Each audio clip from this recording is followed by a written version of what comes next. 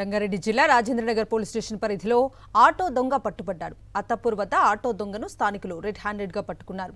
Kuldeep wine సమీపంలో park చేసి ఉన్న ఆటోను చోరీ చేసేందుకు ప్రయత్నిస్తుండగా గమనించి దేహశుద్ధి చేశారు. దొంగతనం చేసిన ఆటోలతోనే మరో దొంగతనానికి వెళ్లటం ఈ కేటుగాడి స్టైల్. నిందితుడు మొదట నార్సింగ్ పరిధిలో ఒక ఆటోను చోరీ చేశాడు. ఆ ఆటోను తీసుకొచ్చి మరో ఆటోను దొంగిలించేందుకు ప్రయత్నిస్తుండగా స్థానికులు అప్రమత్తమయ్యారు. అనుమానాస్పదంగా కనిపించగా అడ్డుకొని నిలదీయగా అసలు విషయం వెలుగులోకి వచ్చింది.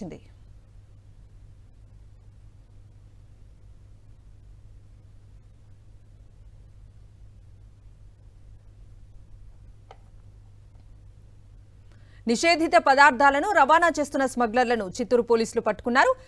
ఇరువారం వద్ద నిషేధిత పొగాకు కూలిప్స్ రవాణా చేస్తున్న 2 ఇన్నోవా కార్లను సీజ్ చేశారు. కర్ణాటకకు చెందిన 3 స్మగ్లర్లను అరెస్ట్ చేశారు. వీరి వద్ద నుంచి సుమారు 10 లక్షల రూపాయల విలువ గల నిషేధిత పొగాకు కోలిప్స్ స్వాధీనం చేసుకున్నారు. నిషేధిత పదార్థాలు స్మగ్లింగ్ చేసే వారిపై ఉక్కుపాదం మోపుతామని హెచ్చరించారు.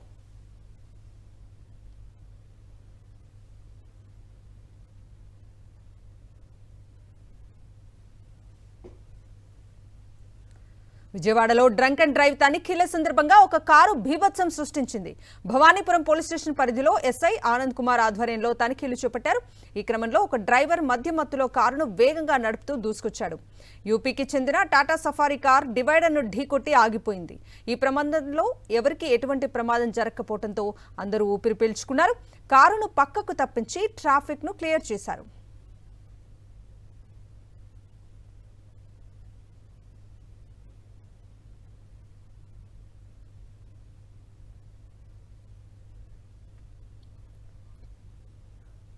కర్నూలు జిల్లా ఓర్వకల్లు మండల కేంద్రంలో అగ్ని ప్రమాదం జరిగింది. శంకర్ బైక్ మెకానిక్ షాప్ లో తెల్లవారుజామున అగ్నికిలలు ఎగిసిపడ్డాయి. దాదాపుగా 18 ద్విచక్ర వాహనాలు అగ్నికి ఆహుతయ్యాయని యజమాని శంకర్ వాపోయారు. 4 లక్షల రూపాయల మేర ఆస్తి నష్టం జరిగిండొచ్చని చెబుతున్నారు. తెల్లవారుజామున జరిగిన ఈ అగ్ని ప్రమాదంపై ఓర్వకల్లు పోలీసులు కేసు నమోదు చేసుకుని దర్యాప్తు చేపట్టారు.